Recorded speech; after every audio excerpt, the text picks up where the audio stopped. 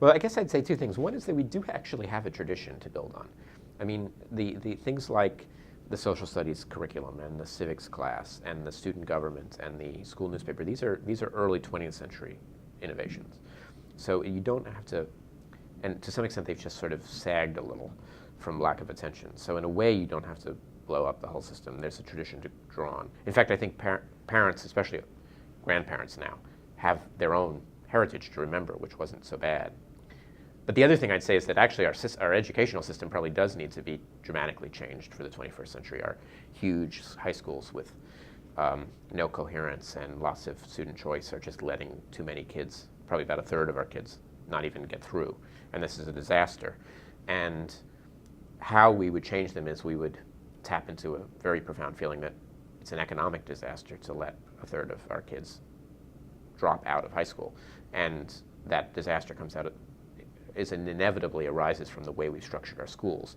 So once you start to think of entirely different kinds of schools, which are, for example, much smaller and much more focused on collective work, and you do that because you want to keep the kids in school, but I think you might actually get a lot of civic benefits out of that reform.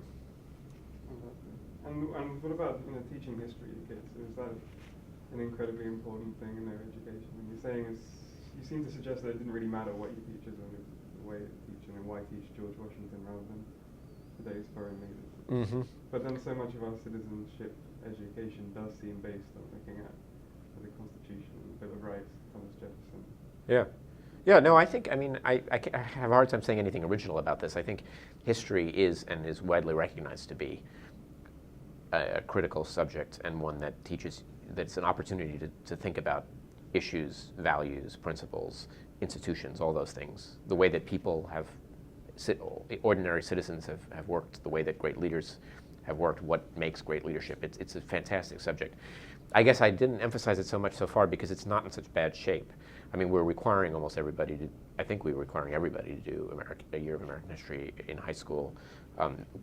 European history or world history is common. The test scores don't look so bad to me. There's really not that much sign of decline in the test scores.